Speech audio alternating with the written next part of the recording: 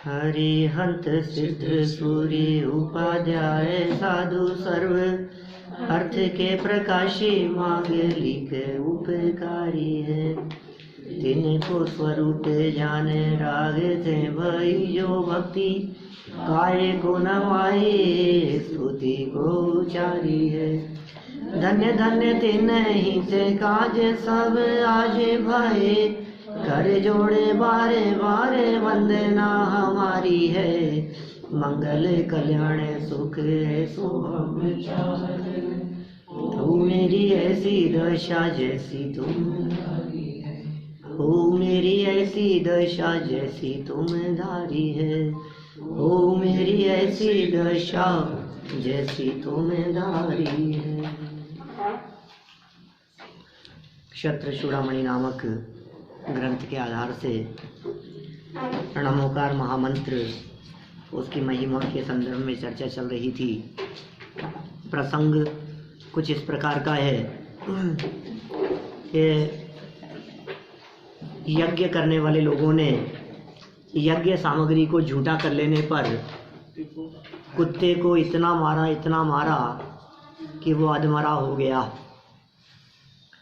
कुत्ते के अधमरा हो जाने पर अत्यंत करुणा भाव के जागृत होने से जीवनधर कुमार ने उस कुत्ते को करुणा बुद्धि पूर्वक प्रणमोकार महामंत्र सुनाया।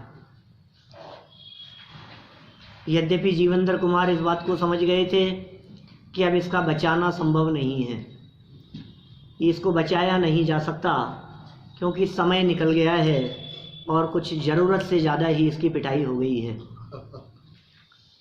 फिर भी प्रणमोकार मंत्र सुनकर उस कुत्ते के परिणाम निर्मल हुए, परिणाम शांत हुए और परिणामों की शांति पूर्वक देह त्याग कर वह यक्षेंद्र हो गया। माने व्यंतरवासी देवों में एक इंद्र बन गया।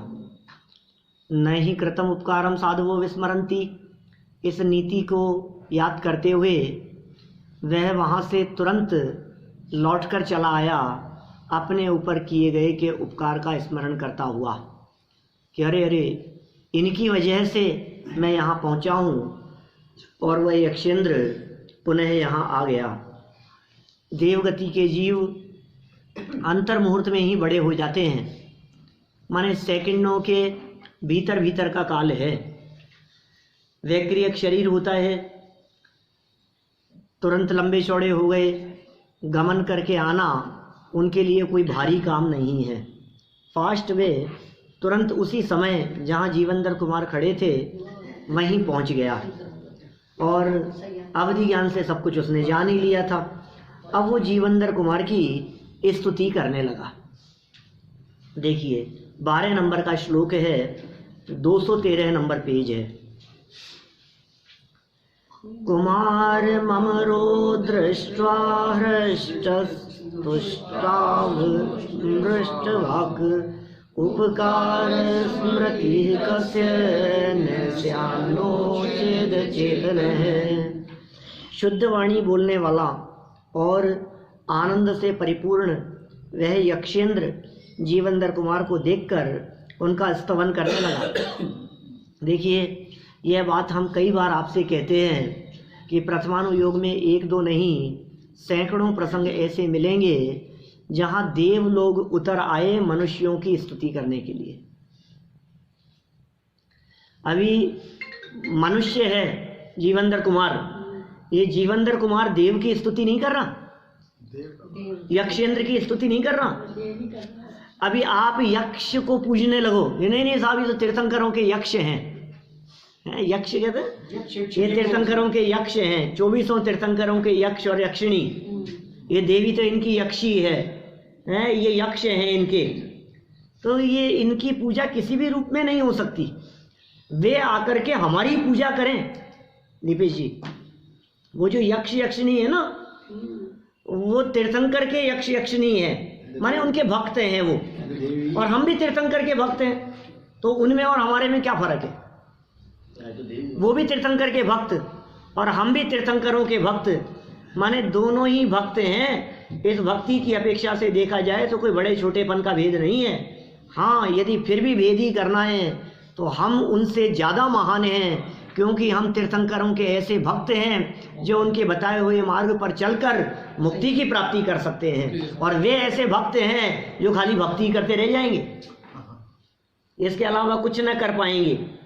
देखो यहाँ यक्षेंद्र प्रकट हो गया जीवंदर कुमार की स्तुति करने के लिए, महिमा बखान कर रहा है। ये देखो, ये दृश्य दिखाई दे रहे हैं, देवलोग आ गए जय जयकार करने के लिए, सीता की जय जयकार के लिए स्वर्ग से देव उतर आए, पुष्प वृष्टि करने लगे हैं। कहीं अंजन चोर का प्रसंग देखो, कहीं सुदर्शन सेठ का प्रसंग देखो, कहाँ सैकड़ों प्रसंग मिलेंगे ऐसे। कहीं यमपाल चांडाल की चर्चाएं होगी, देव उतर आए, आते हैं अरे मिथ्या दृष्टि के लिए भी आ जाएं, कोई बात नहीं है ऐसी। मिथ्या दृष्टि भी उनका उपकारी हो, उनका मित्र हो, तो उपकार का स्मरण करके और मित्रत्व भाव से सहयोग करने के लिए आ जाते हैं, कोई दिक्कत नहीं। मेरा कहने का मतलब यह है कि जिनकी महिमा गाई जा रही है, जिनकी स्तुति की जा रही है, वो महान होते हैं या स्तुति करने वाले कौन होते हैं साहब? मास्टर साहब, जिसकी स्तुति की जाती है वो महान होता है। जिनकी स्तुति की जाती है महान तो वही है ना। तो स्तुति किसकी की जा रही है यहाँ? जीवंदर कुमार की। और कर कौन रहा है? यक्ष। और आपको महिमा किसकी आ रही है? यक्षेंद्र की। लोगों को यक्ष की महिमा आ रही है। हम ये कह रहे हैं ये यक्ष महिमावान नहीं है, आप ऐसे बनो कि वो यक्ष आपकी महिमा गाने के लिए उतर आए। समझ में आ रही है बात? देखो, अत्र नीति है, उपकार का स्मरण किसे नहीं होता यदि वह अचेतन नहीं हो तो। क्या गजब बात कह दी है। माने कोई व्यक्ति यदि अपने ऊपर किए गए उपकार को स्मरण नहीं करता है, उसे अचेतन की उपमा दी है। जड़ है। तेरे ऊपर किए हुए का उपकार तू भूल गया? कितने उपकार किए? गुण चोर। ऐसे लोग बहुत मिलते हैं दुनिया में। तो कहा सुनो भाई, उपकार को ना भूलना। सरल अर्थ देखिए, जीवंदर कुमार को देखते ही मीठे वचन बोलने वाले यक्षेंद्र को अत्यंत आनंद हुआ। वह जीवंदर कुमार की स्तुति करने लगा, क्योंकि विवेकशील पुरुषों को अपने ऊपर किया गया उपकार सहज ही स्मरण में आता है। बुद्धिमान लोग उस उपकार को कभी नहीं भूलते। विशेषार्थ कृतज्ञता सभी गुणों में सर्वश्रेष्ठ गुण है। कृतज्ञता एक शब्द होता है कृतज्ञता। कृतज्ञ और कृतज्ञ विरोधी हैं एक दूसरे के, अपोजिट पढ़े होंगे बचपन में, कभी याद होंगे। कृतज्ञ माने उपकार को याद करने वाला, और कृतज्ञ उपकार को भूल जाने वाला। नुगरा, एहसान फरामोश, वो कौन है? कृतज्ञ। ये कौन है? कृतज्ञ। तो सर्व गुणों में सर्वश्रेष्ठ गुण है, और सर्वश्रेष्ठ गुण सज्जन पुरुषों में रहना स्वाभाविक और आवश्यक भी है। जीवंदर कुमार ने यक्षेंद्र पर नमोकार महामंत्र द्वारा महान उपकार किया था, अतः वह कुमार के प्रति कृतज्ञता व्यक्त करते हुए उनकी स्तुति करने लगा। माने वो कृतज्ञता व्यक्त करने लगा, जीवंदर कुमार की स्तुति करने लगा। जीवंदर कुमार को आश्चर्य नहीं होता। देखो, व्यस्मेष्ट तेन न स्वामी मनुमात्म्य निर्णयात् मुक्ति प्रदेन मंत्रेण देवत्वं न हि दुर्लभम। जीवंदर कुमार मंत्र के महात्म्य के निर्णय से उस देव को देखकर आश्चर्य युक्त नहीं हुए।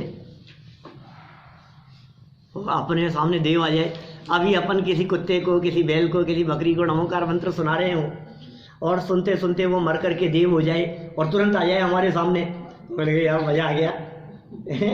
देव आ गया अपने पास में तो स्तुति करने के लिए, देखो क्या गजब काम हो गया है। लेकिन आश्चर्य नहीं हुआ जीवंदर कुमार को। कितने प्रसंग ऐसे हैं, मरणासन्न बकरे को नमोकार मंत्र सुनाया, मेंढक को नमोकार मंत्र सुनाया, बैल को नमोकार मंत्र सुनाया, यहाँ कुत्ते को नमोकार मंत्र सुनाया, मरते हुए नाग नागिन को नमोकार मंत्र सुनाया। कितने प्रसंग मिलते हैं शास्त्रों में। बहुत मिलेगी इस तरह की चर्चाएं। तो कह रहे हैं अत्र नीति है, निश्चय से मुक्ति को देने वाले मंत्र से देव पर्याय मिलना दुर्लभ नहीं है। लो, हमें ऐसे लगता है कोई व्यक्ति मरते समय हमें भी नमोकार मंत्र सुना दे यार, वो कुत्ता ही मर करके देव हो गया तो हम भी हो जाएंगे। कह रहे अरे तुम नमोकार मंत्र से देव बनना चाह रहे हो, इस नमोकार मंत्र से देव बनने की सोच रहे हो। ये नमोकार मंत्र से मुक्ति मिल सकती है, जिसके माध्यम से मुक्ति लक्ष्मी की प्राप्ति हो सकती है, उसके माध्यम से तुम मात्र देव बनने की कल्पना कर रहे हो, तो तुमसे बड़ा अभागा कोई दूसरा नहीं हो सकता। क्या मिल सकता था और तुमने क्या मांग लिया? ये क्या कर रहा है? ये अनर्थ कर रहा है। देखिए सरल अर्थ में क्या कहते हैं, नमोकार मंत्र के महात्म्य को जानने वाले जीवंदर कुमार, जो जानते हैं नमोकार मंत्र के महात्म्य को, जिन्हें पता है नमोकार मंत्र की असली महिमा क्या है, वंदे तदगुण लब्ध है, यह नमोकार मंत्र की असली महिमा है। ये तो नमोकार मंत्र को वंदन करने से, भाव सहित वंदन करने से ये जीव नमोकार मंत्र में शामिल हो जाता है। नमोकार मंत्र में जिनको वंदन किया गया है ये उनमें शामिल हो जाता है। बोलो क्या करना? नमोकार मंत्र का जाप करते रहना या ऐसा प्रयास करना कि हम स्वयं नमोकार मंत्र में शामिल हो जाएं, उन पूज्य पदों में शामिल हो जाएं, हम स्वयं मुनि बन जाएं, स्वयं उपाध्याय आचार्य हो जाएं, स्वयं अरहंत और सिद्ध अवस्था की प्राप्ति कर लें। वो कितना बड़ा काम होगा? वो काम हो सकता है जो उसके स्वरूप को समझता है, जिसके हृदय में उसकी महिमा आती है, वो उस जैसा बन जाता है। पीछे एक बहुत सुंदर नीति बतलाई थी, जिसको जिसकी महिमा आती है वो उस जैसा बन जाता है। जिसको जिसकी महिमा आती है, आपको जिसकी महिमा आ रही है, आपको यदि चोर की महिमा आ रही है ना तो चोर बन जाओगे।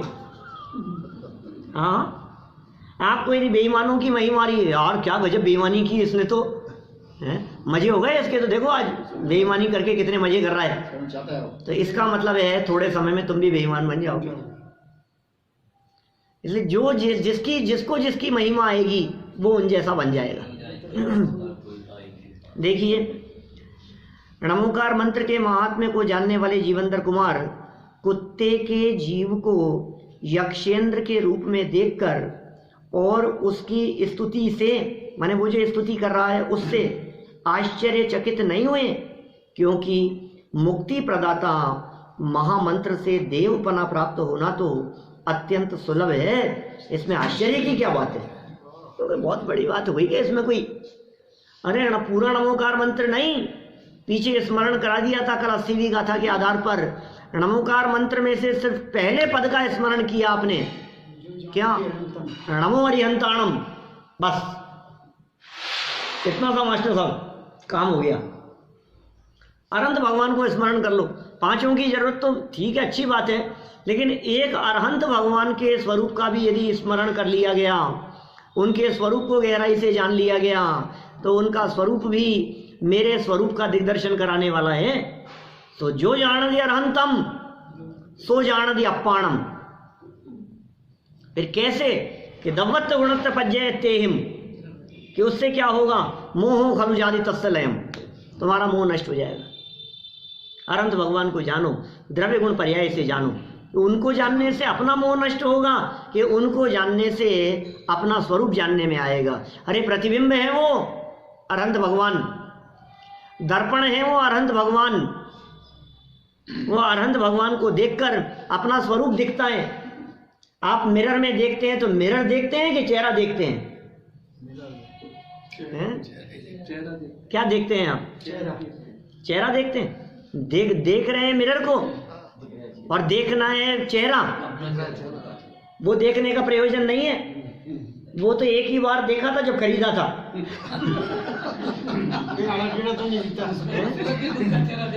उसकी डिजाइन, उसकी साइज है, उसकी सेटिंग कितना सुंदर दिख रहा है, ये सब तो जब खरीदा था ना तब देखा था।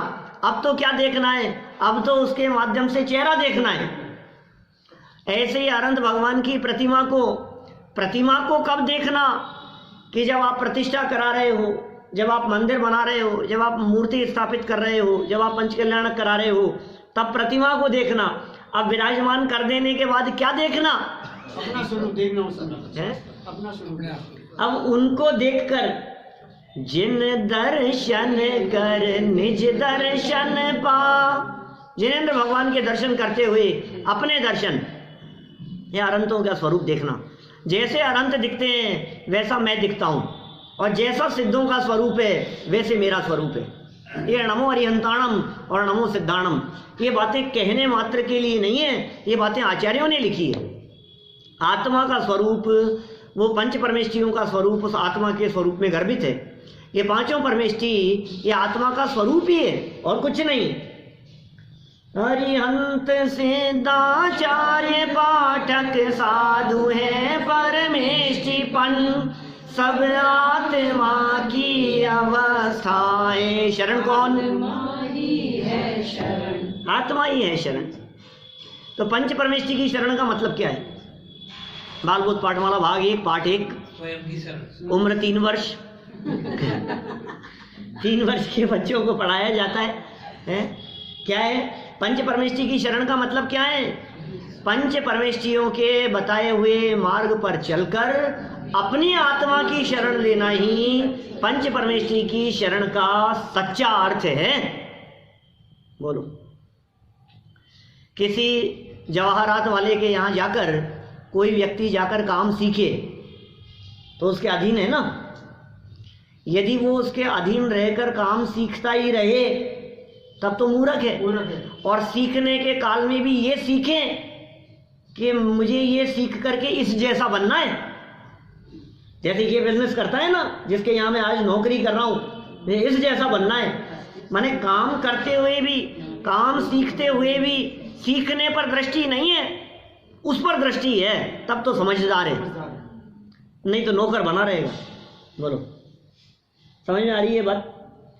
माने काम सीखने का मतलब क्या है? काम सीखने का मतलब कोई नौकरी करते रहना है कि नहीं, ये काम करना है मुझे। तो अनंत भगवान की भक्ति करके क्या करना? अनंतों के स्वरूप को बारीकी से देखते रहना। फिर उद्देश्य क्या है? इन जैसा बनना। वंदे तदगुण लब्धये, ये उद्देश्य है। तो नमोकार महामंत्र, इसकी महिमा से अरहंत सिद्धों को जानने से अरहंत सिद्ध जैसे बन जाते हैं। अब ये कह रहा है मैं देव बन जाऊं, मूर्ख है। ये वैसी दशा नहीं है कि तुम्हें किमिच्छिक दान दिया। मांग क्या मांगता है? क्या मांगना है भैया? क्या मांगना है बोलो? ये चश्मा थोड़ा सा पुराना है, थोड़ा नया दिला दो। क्या चाहिए तुम्हारे को? किसी भिखारी को, किसी दरिद्री को ये कहा जाए मांग, तो क्या मांगता है? आज हम तेरे से बहुत प्रसन्न है, तू जो मांगेगा वो मिलेगा। और कह कौन रहा है? चक्रवर्ती सम्राट कह रहे हैं। 6 खंड की विभूति के स्वामी यदि किसी दरिद्री भिखारी को, भीख मांगने वाले को ये कहे मांग, तू क्या मांगता है, और वो भिखारी सोचे कि यार क्या मांगू, मेरे को तो कुछ समझ में नहीं आ रहा है। एल्युमिनियम का कटोरा है महाराज, स्टील का दिला दो भीख मांगने के लिए। पूरा क्या हो सकता है? तथास्तु, और क्या होगा? हम ये कह रहे हैं तू मुक्त हो सकता है, तू परमात्मा बन सकता है, तू भगवान बन सकता है। जीवनधर कुमार ऐसे मूर्ख नहीं थे जो इतनी सी बात को देख करके प्रसन्न हो जाते। हम लोग तो हैं। हाँ, क्या हो गया? देव में क्या दम है? वैसे बनना है देव तो जाएगा।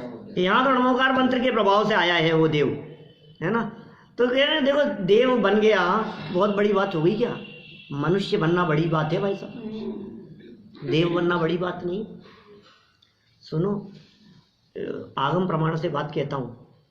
असंख्यात भाव कितने? 5, 10, 15, 50, 1000, 10,000, 50,000। असंख्यात भाव, असंख्यात बार देव बने क्या? और एक बार मनुष्य पर्याय मिलती है। क्या कह दिया? कितनी बार? असंख्यात भाव मिले इसको देव पर्याय के। यक्षेंद्र बन जाए, स्वर्ग में चला जाए, इंद्र हो जाए, भवनत्रिकों के अंदर चला जाए, भवनवासी व्यंतर ज्योतिषियों के अंदर चला जाए, वैमानिकों में चला जाए, स्वर्गों में चला जाए, ग्रैविकों में चला जाए। कितने भाव? असंख्यात बार बार में वहां जा रहा है, फिर वहां से आ रहा है, त्रियंश बन रहा है, फिर वहां जा रहा है, फिर नरक त्रियंश में होता हुआ फिर देवगति में जा रहा है, फिर नरक त्रियंश में होता हुआ देवगति में जा रहा है। मनुष्य बनना नसीब नहीं होता। एक बार मनुष्य बनना ये कितना दुर्लभ काम है। अब ये मनुष्य सोचता है काश भगवान आपकी भक्ति कर रहा हूं देव बन जाऊं। ये क्या हो गया है तेरे को? ये मनुष्य देव बनना चाहता है और वो देव लोग तरसते हैं मनुष्य पर्याय के लिए। आप सोचो क्या स्थिति है। इसलिए ये जीवंदर कुमार ये मूर्खता नहीं कर रहे, वे विचार करते हैं कि देव बनने में क्या दम है, मुक्ति की प्राप्ति हो, ऐसा ये महामंत्र है। मुक्ति प्रदाता महामंत्र से देवपना प्राप्त होना तो अत्यंत सुलभ है। इसमें आश्चर्य की क्या बात है? इसमें कोई आश्चर्य की बात नहीं है, यह तो अत्यंत सुलभ है। विशेषार्थ देखें, जिस महामंत्र से मुक्ति प्राप्त होती है उसके निमित्त से देवगति मिलना आश्चर्यजनक कैसे हो सकता है? बोलो। जिस धन के माध्यम से आपकी जेब में इतने नोट हो, जिन नोटों के माध्यम से महंगी गाड़ी खरीदी जा सकती, इतने नोट हैं आपकी जेब में, अब आप कहो कि इससे साइकिल मिल जाएगी क्या? यार अकल नहीं है तेरे में। जैसे महंगी से महंगी गाड़ी मिल सकती है जिसके माध्यम से, अब तू कह रहा है एक साइकिल मिल जाएगी, ये क्यों नहीं मिलेगी? इसमें क्या दम है? अरे साइकिल क्या, साइकिलों की दुकान खरीद ले वे क्या? ये ऐसी चीज है। तो जिस मंत्र से मुक्ति मिल सकती हो उससे देव पर्याय मिलना ये आश्चर्यजनक कैसे हो सकता है? जिस रत्न से त्रिलोक की संपदा को खरीदा जा सके, लो उसी तरह का एग्जाम्पल दे दिया यहाँ। जिस रत्न से त्रिलोक की संपदा को खरीदा जा सके, उस रत्न से भूसे के ढेर को खरीदकर आश्चर्य मानना जिस प्रकार अज्ञानता का सूचक है, मूर्ख ही कहेगा कोई व्यक्ति उसको, उसी प्रकार मुक्ति प्रदाता मंत्र से देवपना प्राप्त होने से आश्चर्यचकित होना और आनंद मानना अज्ञान ही तो है। मोक्ष प्राप्ति के प्रयास के समय बीच में देवपना आदि तो सहज में ही मिलते हैं, जरूरत नहीं है उस देव पर्याय की, अपने आप ही मिल जाते हैं वो देव आदि पर्याय। तो देखिए फिर भी यक्षेंद्र की कृतज्ञता। यक्षेंद्र कौन था? कुत्ते का जीव। अरे कुत्ता मर करके यक्षेंद्र हो गया तो मैं मनुष्य कुत्ते जैसा बन सकता है? हम तो बहुत अच्छे हैं उनसे। उसने तो मात्र कान में नमोकार मंत्र सुना था, हम तो पूरा क्षत्र चूड़ामणि सुन रहे हैं।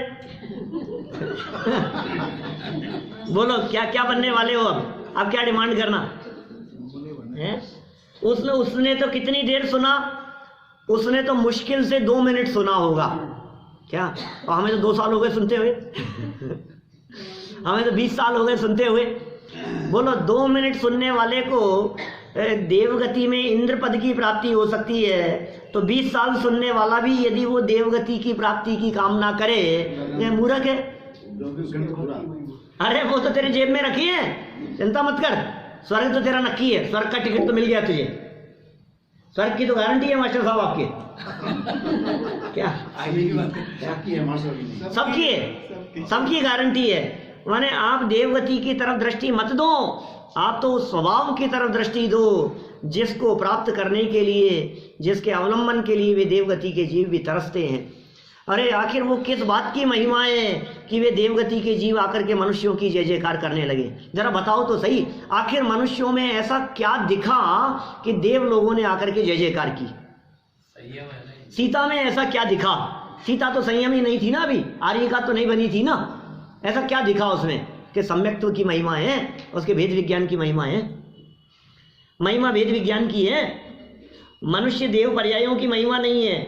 जिस पर्याय ने अपने स्वभाव का अवलंबन किया वो पर्याय भी पूज्य हो जाती है। कौन सी पर्याय की महिमा है? पूज्य कौन सी पर्याय हुई? अरहंत भगवान पूज्य क्यों हो गए ये बताओ? अपने स्वभाव में सदा सदा के लिए लीन हो गए ना। तो आत्मा की वो अवस्था, जिस अवस्था में आत्मा प्रमुख है, वो पर्याय पूज्य हो जाती है। सुनो, जो पर्याय अपने स्वभाव की पूजा करती है उस पर्याय की 3 लोक में पूजा होती है। जिस पर्याय ने अपने स्वभाव की महिमा नहीं की ना, जिसने अपने स्वभाव की कदर नहीं की, 3 लोक में उसकी कहीं कदर नहीं होती, कि बेकदर होता रहेगा, वो दर दर की ठोकरें खाता रहेगा। मोह की महिमा देखो क्या तेरे मन में समाई, तुझे अपनी ही महिमा न आई, तुझे अपनी ही महिमा न आई। सबकी महिमा आती है, पैसे की महिमा आती है, धन की महिमा आती है, परिवार की महिमा आती है, बिजनेस की महिमा आती है, काम धाम की महिमा आती है, रिद्धियों की महिमा आती है, चमत्कारों की महिमा आती है, पुद्गलों की महिमा आती है, वैज्ञानिक आविष्कारों की महिमा आती है, स्वर्ग के देवों की महिमा आती है, इंद्रों की महिमा आती है, और यहाँ तक कि देवादिदेव की भी महिमा आती है।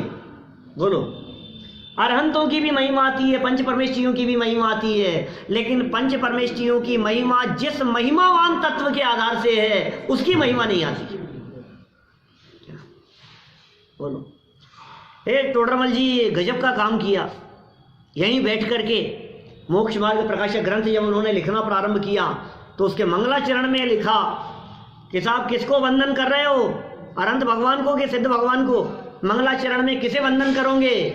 कि नमो ताहि जाते भये अरहंत आदि महान। लो क्या लिख दिया भैया, नहीं समझ में आई? नमो ताहि, क्या क्या कह रहे हो आप? कि साहब आप मंगलाचरण लिख रहे हो तो इष्ट देव का स्मरण करोगे ना, महावीर भगवान की, प्रणवकार मंत्र। आप जब मंगलाचरण कर रहे हो तो आप आदिनाथ भगवान को या महावीर भगवान को याद करोगे ना। आप जब मंगलाचरण कर रहे हो तो नमोकार मंत्र तो लिखोगे, पंच परमेष्ठियों को तो याद करोगे कि नमो ताई, हम तो उसको वंदन कर रहे हैं जाते अरहंत आदि महान हो गए। अरहंत क्यों महान हो गए? सिद्ध क्यों महान हो गए? आचार्य उपाध्याय साधु क्यों महान हो गए? नमो ताहि, उसको वंदन करते हैं हम। अरहंत आदि में सब गर्वित हो गए। अरहंत, सिद्ध, आचार्य उपाध्याय साधु, पांचों परमेष्ठी, उनको वंदन है। महिमा तो स्वभाव की है। देखो खैर यक्षेंद्र प्रकट हो गया और अपनी कृतज्ञता ज्ञापित करने लगा। श्लोक नंबर 14 है, पेज नंबर 214 है। स्मर्तव्योऽस्मि महाभागे त्यक्त्वा देवस्थिरोऽभवत् प्रतिकर्तुं कथं नेच्छेदुपकर्तुः सचेतनः। हे महाभाग, समय आने पर मैं स्मरण करने योग्य हूँ, ऐसा कहकर देव अंतर्धान हो गया। रिद्धि दे दी उसने, देव ने, कि तुम तो मुझे याद कर लेना, जब भी अवसर हो मैं आ जाऊंगा। अभी देवों में भी क्या होती है गजब की बात। न मालूम कहाँ होंगे, दुनिया के किस कोने में कब कहाँ बैठे हुए होंगे। स्वर्ग में, वैभव में, इधर उधर यक्षेंद्र है, व्यंतरवासी है, मध्य लोक में न मालूम कौन से स्थान पर हो। आपने यहाँ स्मरण किया और आपके सामने आ गए, याद किया और हाजिर। टेलीफोन नहीं, ऐसे कैसे करंट है भाई साहब? ये नंबर मिलाया यहाँ से और वहीं मिल गया। बोलो, अपनी बेटी के मिलाना हो तो वहीं मिलता है, सीधा नंबर वहीं जाता है। जिसको याद करो, ये क्या चक्कर है ये बताओ। नीचे खरबार छा रहते हैं। हाँ, नीचे से देखो क्या कह रहे हैं यहाँ। हे महाभाग, वो देव कह रहा है, वो यक्षेंद्र क्या कह रहा है? समय आने पर मैं स्मरण करने योग्य हूँ, ऐसा कहकर देव अंतर्धान हो गया। अंतर्धान माने गायब हो जाना, अदृश्य हो जाना, अदृश्य हो गया। निश्चय से सचेतन प्राणी अपने उपकार करने वाले का प्रत्युपकार करने के लिए कैसे इच्छा नहीं करे? वह तो इच्छा करता ही है। क्या कृतज्ञ मत बनो, कृतज्ञ बनो। हमेशा अपने ऊपर किए गए के उपकारों का स्मरण करो। इनका कितना उपकार है, आप उनके उपकार को कभी न भूलें। जिनका उपकार आपके प्रति रहा है, किसी भी क्षेत्र में, किसी भी फील्ड में, धन से, वैभव से, ज्ञान से, विद्या से, लिखाई पढ़ाई से, जो भी जहाँ जैसा आपको उपकार का अवसर मिला किसी के माध्यम से, आप उसके उपकार को सदा काल स्मरण रखें। ये कह रहे हैं सचेतन प्राणी, नीतिकार कह रहे हैं सचेतन, चेतना सहित, माने जो जीव है ना, सच में जो जीव है वो तो अपने उपकार करने वाले का प्रत्युपकार करने के लिए कैसे इच्छा नहीं करे? वह तो इच्छा करता ही है। इसका मतलब अचेतन प्राणी इच्छा नहीं करता। माने या तो आप जीव ही नहीं हो क्या? आपके जीवत्व पने में, आपके मनुष्यत्व में शंका होती है कभी कभी तो, आसानी से क्या आप मनुष्य हैं कि नहीं। आसानी से मानता है। हाँ, चेतना नहीं है उसमें, जागृत नहीं है। देखिए क्या कह रहे हैं, हे भाग्यशाली, महाभाग्यशाली जीवंदर कुमार। कौन है महाभाग्यशाली? जीवंदर कुमार। इनको महाभाग्यशाली क्यों कहा? इन्होंने देखो, मंत्र तो सुनाया और देव प्रकट हो गया। जिनके सामने देव प्रकट हो जावे वो भाग्यशाली। देव जिनके पास में सहयोग करने के लिए आ जाए वो भाग्यशाली, और देव के प्रकट हो जाने पर भी जिन्हें उसकी महिमा नहीं आवे वो महाभाग्यशाली। क्या समझ में आ रही है बात? देव प्रकट हो गए, ये भाग्यशालीपन का, ऐसे किसी के थोड़ी ना प्रकट होते हैं। भाग्यशाली है भाई साहब, बहुत भाग्यशाली है, भाग्यशाली है। देव प्रकट हो गए साहब, देव आ गए सहयोग करने के लिए, भाग्यशाली है।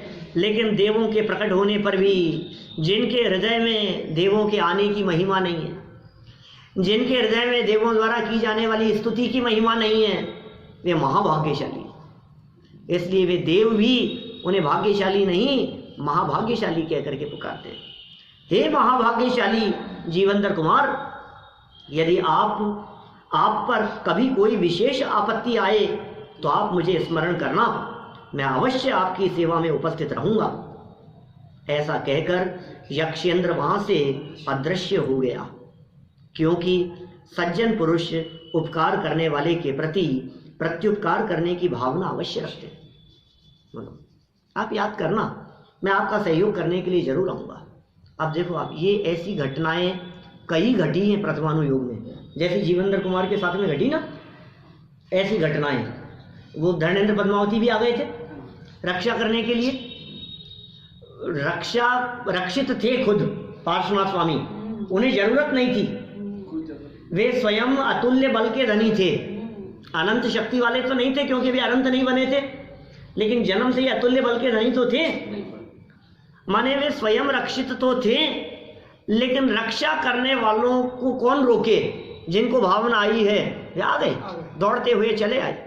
धर्मेंद्र पद्मावती ऐसे ही कुत्ते को नमोकार मंत्र सुनाने वाले जीवंदर स्वामी के पास में आ गए। ऐसी और बहुत सारी घटनाएं आपको प्रथमानुयोग में मिलेगी। जब लोग इस प्रकार की घटनाएं पढ़ते हैं तो वे किसी को भी नमोकार मंत्र सुनाने लगते हैं। उन्हें लगता है काश ये भी मर करके देव बन जाए, ये देव बन जाएगा, ये आ जाएगा सहयोग करने के लिए। तुम तो नमोकार मंत्र सुनाओ। और चींटी को तड़पते हुए देखा और नमोकार मंत्र सुनाओ। चींटी तो ये तो आप समझते हो चींटी कहाँ से सुनेगी? चींटी तो 3 इंद्रिय है, उसके कर्ण इंद्रिय नहीं है, वो सुनती ही नहीं है। तो मच्छरों को सुना दो, मच्छर भी 4 इंद्रिय हैं, वो भी नहीं सुनते। मन नहीं, अरे कान भी तो नहीं है, मच्छरों के कान भी तो नहीं है, कैसे सुनेंगे? तो भाई ये नमोकार मंत्र सहज आप अशुभ भाव से बचने के लिए, सामने वाले पर उपकार करते हुए उसके परिणामों में निर्मलता और शांति के लिए नमोकार मंत्र सुनाते हैं तो उपयुक्त ही है। लेकिन यदि आप अपने होने वाले किसी लाभ की वांछा से नमोकार मंत्र सुनाते हैं तो फिर ये पाप है। हमारे मामा जी जो है गड़ी बंद हो गई, उसको नमोकार मंत्र सुनाने तक चल जाएगी। हाँ, ऐसे भी लोग मिलते हैं। ये खुद के मामा जी की बात कर रहे हैं, बहुत पुरानी नहीं, सच्ची घटना है ये। क्या घड़ी बंद हो गई, चल नहीं रही थी, क्या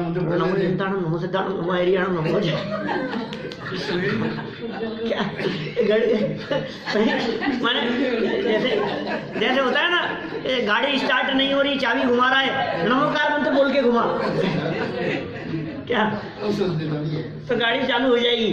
तो नमोकार, लोगों की कैसी कैसी मान्यताएं बैठी हुई है, और कदाचित हो जाए तो मिथ्या मान्यता के ऊपर मोहर लग जाती है, इससे हुआ ऐसा समझने लग जाते हैं, जबकि वास्तविकता कुछ और है।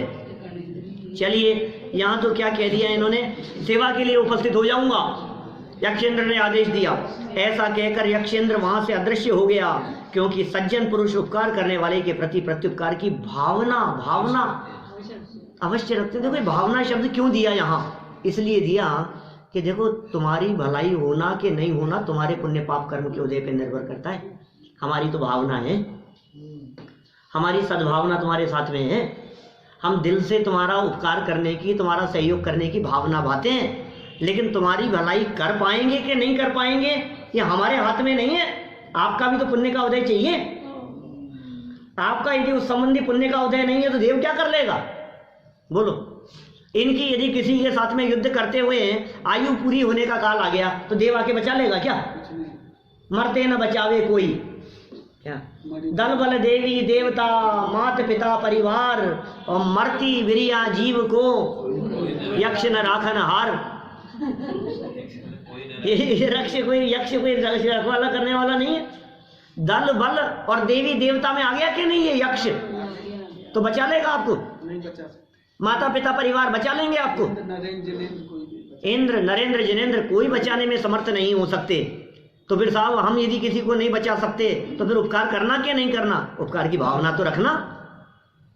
उपकार की भावना तो होनी चाहिए आपकी, सहयोग करने की भावना तो होनी चाहिए। सामने वाले का पुण्य का उदय होगा तो ठीक है और नहीं हो तो ठीक है। मैं तुम्हारा इसलिए सहयोग नहीं करता क्योंकि तुम्हारे पुण्य का उदय नहीं है। ये क्या बात हुई भाई? मैं तुम्हारा बिल्कुल सहयोग नहीं करूंगा भैया, ध्यान रखना, क्योंकि तुम्हारा उदय नहीं है। अरे नहीं भाई, तुम भावना अच्छी रखो, सहयोग करने की, उदय होगा तो हो जाएगा, नहीं होगा तो नहीं होगा। तो यहाँ यक्षेंद्र ने क्या बात कही? यक्षेंद्र के संदर्भ में नीतिकारों की क्या बात कह दी गई? सज्जन पुरुष उपकार करने वाले के प्रति प्रत्युपकार करने की भावना अवश्य रखते हैं। सज्जन पुरुषों के हृदय में उपकार की भावना अवश्य है। होना नहीं होना भवितव्याधीन है। चलिए विशेषार्थ में इसी बात को और खोलते हैं। अपना भाग्य अर्थात पुण्य हो तो स्वर्ग के देव भी स्वयमेव सेवा के लिए उपस्थित होते हैं। क्या गजब है भाई। अपना पुण्य का उदय हो और पाप का उदय हो तो घर के बच्चे घर से निकाल देते। बोलो।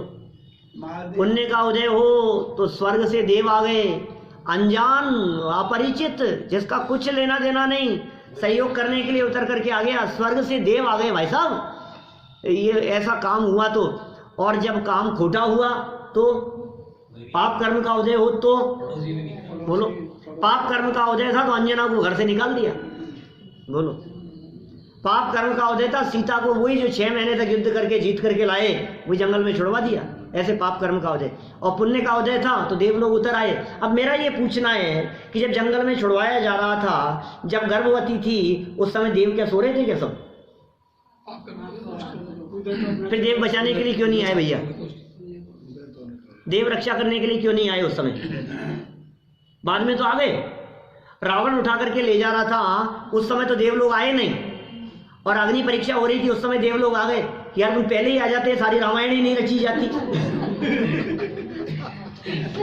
ये सारा झमेला तुम इतना लेट क्यों? तुम भी हिंदुस्तान की पुलिस जैसे हो। सब काम हो जाने के बाद कि हम क्या करें सीता, तेरे पुण्य का उदय नहीं था इसलिए उस समय हमारे को विकल्प भी नहीं आया। आज तेरे पुण्य का उदय आया तो हमें विकल्प भी आ गया। 6 महीने तक देखो आप, ऋषभ देव स्वामी वो रोजाना चक्कर लगाते रहे नगर में, आहार नहीं हुआ। पहले तो उठे नहीं, उसकी तो क्या बात करें। फिर 7 महीने और कुछ दिन तक रोज चक्कर लगाते रहे, आहार नहीं हुआ। और जिस दिन होने का योग था उस दिन सपना भी आ गया राजा श्रेयांश को, पहले नहीं आ सकता था। ऐसा ही स्वरूप है भाई। इसलिए देखो, काम तो योग्यता के अनुसार होता है, काम तो अपने उदय प्रमाण होता है। ये उदय प्रमाण कहना ये भी निमित्त की मुख्यता से किया गया कथन है। वस्तु स्थिति तो उस वस्तु के स्वयं के परिणमन की निजी योग्यता है, तत्समय की योग्यता के अनुसार होता है काम तो काम तत्समय की योग्यता से होता है, उपचार निमित्त के ऊपर आता है। और पुण्य और पाप कर्म के उदय अनुसार ही संयोग वियोग की परिस्थितियां बनेगी। यदि वैसा नहीं हो तो उपकार करने वाले लाइन लगा करके खड़े हो। अमेरिका तक से आप डॉक्टर को बुला लो, बचने का योग नहीं है तो नहीं बचेंगे। बोलो आप। मेरे मामा की डेथ हुई, करीब 24 साल पुरानी घटना है, और उससे ऑपरेशन बिगड़ा जिसके माध्यम से सैकड़ों हजारों लाखों ऑपरेशन में कभी कोई ऑपरेशन नहीं बिगड़ा हो। बोलो। हजारों लाखों ऑपरेशन किए जिस डॉक्टर ने, धारकर SMS का सबसे बड़ा डॉक्टर था, बहुत फेमस था, अभी भी जिंदा तो है, बहुत बुजुर्ग हो गया है। हाँ, माने वो जो था कभी कोई ऑपरेशन खराब नहीं, मतलब उसका नाम चलता था, बोलो कोई ऑपरेशन खराब नहीं, गलत नहीं होता, इतना सब सक्सेस सारे ऑपरेशन। और ये खराब जिनका होना था, अब क्या करो बोलो, अब उससे बिगड़ना है तो बिगड़ेगा आपका केस, आप क्या करोगे? मर गए वो, खत्म हो गए उस समय। अभी ऐसी स्थिति बन जाती है। ये क्या कह रहे हैं यहाँ पर, ये इसका पुण्य का उदय, तो भावना भी बनेगी। देखो, अपना भाग्य अर्थात पुण्य उदय हो तो स्वर्ग के देव भी स्वयं, बुलाना नहीं पड़ता, हे देव आ जाओ ना, देवों को बुलाए, देवों की रक्षा करे, हे पद्मावती देख मैं तो तेरी बहुत सेवा की है, तेरे को चोला चढ़ाया है, तू तो आ जाना मेरी रक्षा के लिए, है पद्मावती माता चली आना, दौड़ी आना। आएंगी क्या बोलो? क्षेत्रपाल आ जाएंगे, धर्मेंद्र को बुलाओ, उनको बुलाना नहीं पड़ता यार, ये बुलाने का चक्कर नहीं है, अपने आप आएंगे, उनको परवाह है तुम्हारी, तुम उनकी चिंता मत करो, तुम तो जिनेंद्र देव के भक्त बने रहो, तुम यदि सच्चे जिनेंद्र देव के भक्त हो तो ये अपने आप दौड़े चले आएंगे। यह विषय यहाँ अत्यंत स्पष्ट होता है, ये बात यहाँ बहुत क्लियर होती है। जीवंदर कुमार ने यक्षेंद्र के आने के लिए न तो उसकी भक्ति की थी, नहीं पूजा आराधना। जीवंदर कुमार ने क्या किया, यक्षेंद्र आ जाए उसके लिए, भक्ति पूजा कुछ भी नहीं करी। जीवंदर कुमार को रणमोकार मंत्र की श्रद्धा थी तथा पुण्योदय से यक्षेंद्र को स्वयं कृतज्ञतावश जीवंदर कुमार के प्रति प्रत्युपकार का भाव उत्पन्न हुआ। जीवंदर कुमार के प्रति जो प्रत्युपकार का भाव उत्पन्न हुआ वो भी स्वयं हुआ कृतज्ञतावश, और जीवंदर कुमार का पुण्य का उदय था। अतः संकट के समय मात्र अपने स्मरण का निवेदन करके यक्षेंद्र वहां से चला गया। अब क्या करें, इनका क्या उपकार करूं, ये तो सब राजा बनने वाले हैं, सब काम इसका तो अपनी योग्यता से होने वाला है, अब मैं क्या कर सकता हूं बोलो आपके लिए।